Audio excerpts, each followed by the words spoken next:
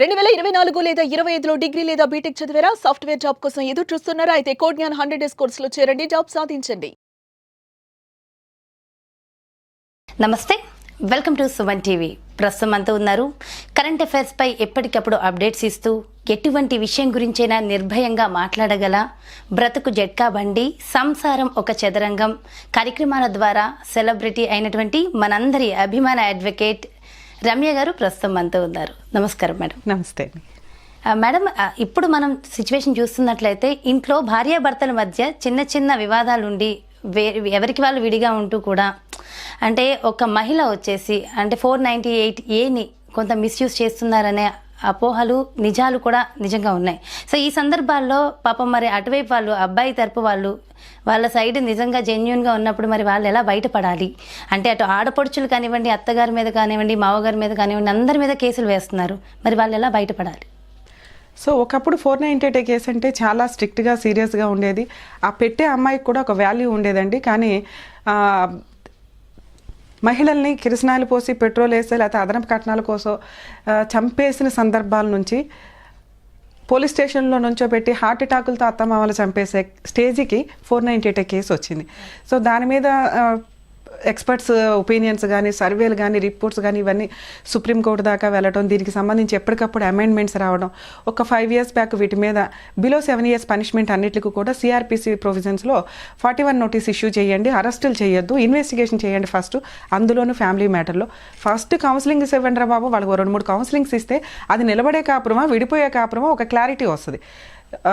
మన ఇండియన్ కల్చరే ఒక కుటుంబ వ్యవస్థ. ఈరోజు ఒక 10 పెళ్ళిళ్ళు అవుతుంటే 9 పెళ్ళిళ్ళు కోర్టు దగ్గర ఎండ్ అవుతున్న సందర్భాలు. కుటుంబం అంటే భర్తే జీవితం అని ఏ అమ్మాయి అనుకోవట్లా. అరే ఒకసారి పెళ్లి చేసుకుని పిల్లల కంటే వీళ్ళు నా కుటుంబం, వీళ్ళని ప్రొటెక్ట్ చేసుకోవాలని ఏ అబ్బాయి అనుకోవట్లా. ఇంకా కొన్ని ఫ్యామిలీస్ అయితే ఇంకా అత్తమావులు అందరూ కలిసి ఉండాలి, లేకపోతే వదిలేయాలి. ఇవన్నీ సొసైటీయే స్పాయిల్ అయిపోయింది, రిలేషన్సే స్పాయిల్ అయిపోయిన సందర్భంలో ఎవరో ఒకళ్ళని కరెక్ట్ అనడానికి కుదరదు. అమ్మాయి దృష్టిలో తనకు అన్యాయం జరిగినప్పుడు వెంటనే ట్రెడిషన్ ముందుకు వచ్చేస్తుంది. ఒక స్త్రీకి ఒకసారి పెళ్ళైనాక ఇంకా లైఫ్ అంతా భర్తే కదండి అని. మరి కలిసి ఉండే విషయంలో ఎందుకు రాదు? అదే సెటిల్మెంట్ విషయానికి వచ్చేసరికి లేదా ఎక్కడికైనా అత్తమామల్ని, మరి అట్లాంటప్పుడు అలాగే కలిసి ఉండాలి అనుకుంటే అత్తమామల్ని పోషించాలి, వచ్చే ఆడబడుచుల్ని వాళ్ళ భర్తలకి రెస్పెక్ట్ ఇవ్వాలి, ఇంట్లో అంత ప్రొటెక్టివ్గా ఉండాలి, అన్నీ ఉండాలి. సో విడిపోయేటప్పుడేమో హక్కులు, సాంప్రదాయాలు, ఇండియన్ కల్చరు గుర్తొస్తుంది. కలిసి ఉండాలి అనేటప్పుడు నేను నా భర్త మేమిద్దరం ఎంజాయ్ చేయాలి, మేమిద్దరం బయటికి వెళ్ళాలి. ఈ కల్చరు సింగిల్ వ్యవహారం ఎక్కువైపోయింది. సో దీనివల్ల ఇంకా ఆ క్లాషెస్ ఎక్కువగా ఉండటం వల్ల కేసులు ఈ రోజున ఫైనాన్షియల్గా మహిళలు ఒకప్పుడు పనిని షేర్ చేసుకున్నారు. మహిళలు ఇంట్లో ఉండి ఆవిడేం తక్కువ పని కాదు, పొద్దుట్లేస్తే అర్ధరాత్రి దాకా జీవితం మొత్తం పనిచేసే ఒక సేవకురాలు ఒక రకంగా. సో ఆ స్టేజ్ నుంచి ఇంకా ఎక్స్ట్రా పని పెట్టుకుంది ఒక రకంగా చెప్పాలంటే, ఫైనాన్షియల్గా సంపాదించడంలోకి ముందడుగు వేసి.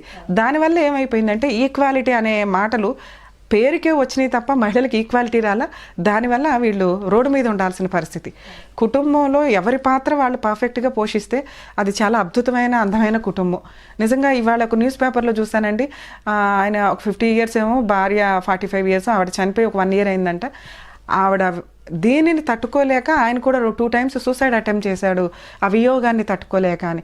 మహిళలు అలాంటి వాళ్ళు ఉన్నారు, భర్త వెళ్ళిపోతే ఉండలేక సూసైడ్ చేసుకునే వాళ్ళు. అంటే అంత మంచి క్వాలిటీ రిలేషన్స్ నుంచి ఈ రోజున కోర్టుల్లో ఎంత ఇస్తావు అంత అనే పొజిషన్కి వెళ్ళిపోయింది. సో 498 కేసు విషయానికి వచ్చేసరికి సుప్రీంకోర్టు ఇంత మిస్యూజ్ చేస్తున్నారు. దీనివల్ల అత్తమ్మలు సీనియర్ సిటిజన్స్ అయి ఉంటారండి. ఒకవేళ ఒక అమ్మాయి పోలీస్ స్టేషన్కి వెళ్ళి కంప్లైంట్ ఇచ్చింది అంటే ఎక్కడో ఏదో అన్యాయం జరిగితేనే మనం పోలీస్ స్టేషన్కి వెళ్తాం. ఒక్క ఫ్యామిలీ మ్యాటర్లో ఈ రోజున కామన్గా అందరికీ అలవాటు అయిపోయే సిచ్యువేషన్ అయిపోయింది. సో హార్ట్ అటాకులతో చనిపోయిన వాళ్ళు, హాస్పిటల్ పాలైపోయిన వాళ్ళు చాలామంది ఉన్నారు. సో ఇట్లాంటి సిచ్యువేషన్ నుంచి కుటుంబ వ్యవస్థను ప్రొటెక్ట్ చేద్దామని సుప్రీంకోర్టు అసలు ఫస్ట్ వీళ్ళకి కౌన్సిలింగ్ ఇవ్వండి, ఊరికే ఇష్టం వచ్చినట్లు ఎఫ్ఐఆర్లు చేసే ముందు అరెస్టులు చేయకండి అన్న ఉద్దేశంతో కౌన్సిలింగ్స్ కొన్ని గైడ్ లైన్స్ ఇంప్లిమెంట్ చేశారు.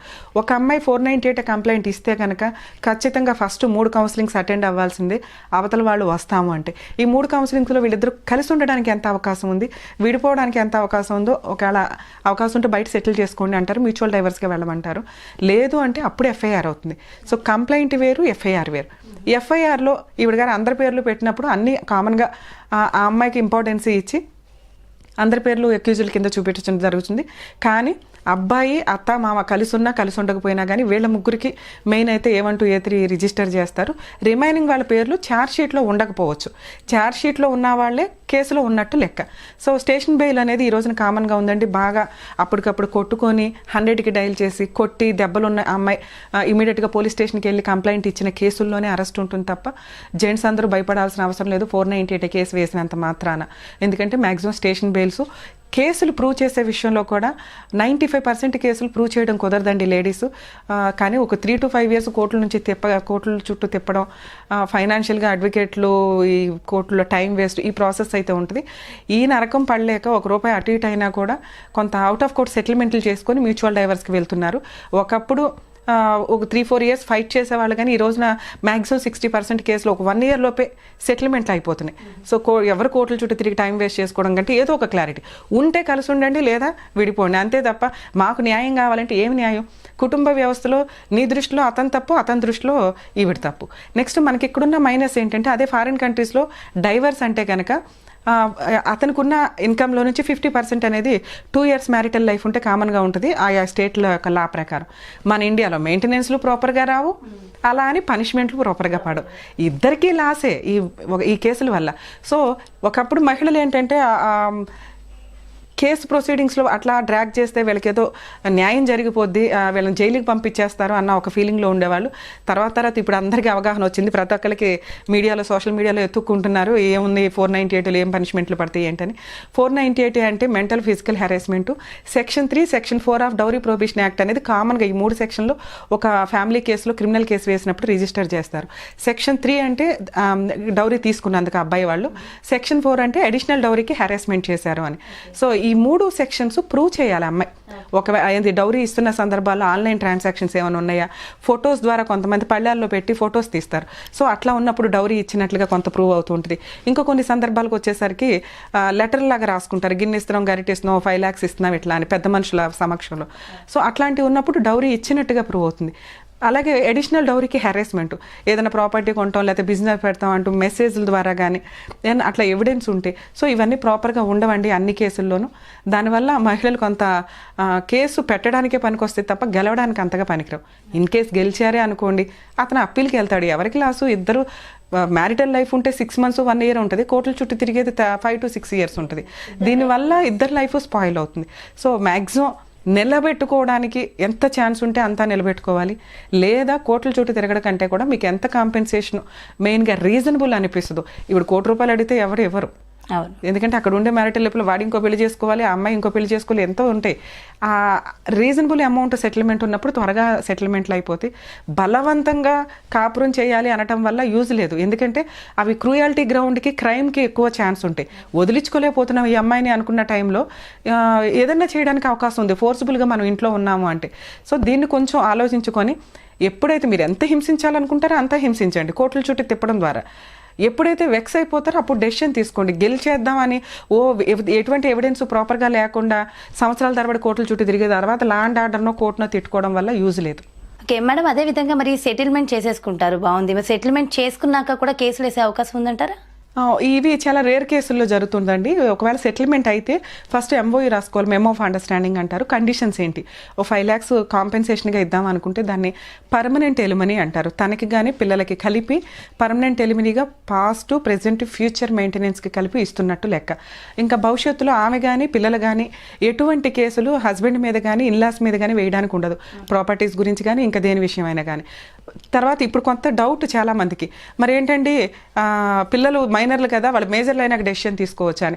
మేజర్లు అయినాక అసలు డెసిషన్ తీసుకోవడానికి ఇంకే ఉంటుంది, ఆల్రెడీ మెయింటెనెన్స్ అనేది మేజర్లు అయ్యే వరకే. సో ఆల్రెడీ వాళ్ళ తరపున రిప్రజెంటేటివ్ పర్సన్ కింద మదర్ డెసిషన్ తీసుకుంటున్నట్టు. సో ఒక్కసారి మ్యూచువల్ డైవర్స్ అయిపోయి ఆయా చట్టాల ప్రకారం, అంటే హిందువుల ప్రకారం 13B ప్రకారం మ్యూచువల్ డైవర్స్ అయిపోయి, అట్లాగే 10A ప్రకారం క్రిస్టియన్ మ్యారేజ్ డైవర్స్ యాక్ట్ ప్రకారం అయ్యి ఇలా ఉన్న కేసుల్లో మళ్ళీ రీఓపెన్ చేయడానికి కానీ కొత్త కేసులు వేయడానికి కానీ వేయడం అసలు 100% కుదరదు. ఇన్ కేసు వేసినా కూడా అవి చెల్లవు, ఆటోమేటిక్గా కోర్టు డిస్మిస్ చేస్తారు. ఒకసారి డైవర్స్ వచ్చినాక ఎవరి మ్యారేజ్ వాళ్ళేనండి. వాళ్ళు ఒకళ్ళు లోపలికి వెళ్ళిపోయి అప్పుల పాలు అయిపోయినా ఇంకో వ్యక్తికి రెస్పాన్సిబిలిటీ ఉండదు.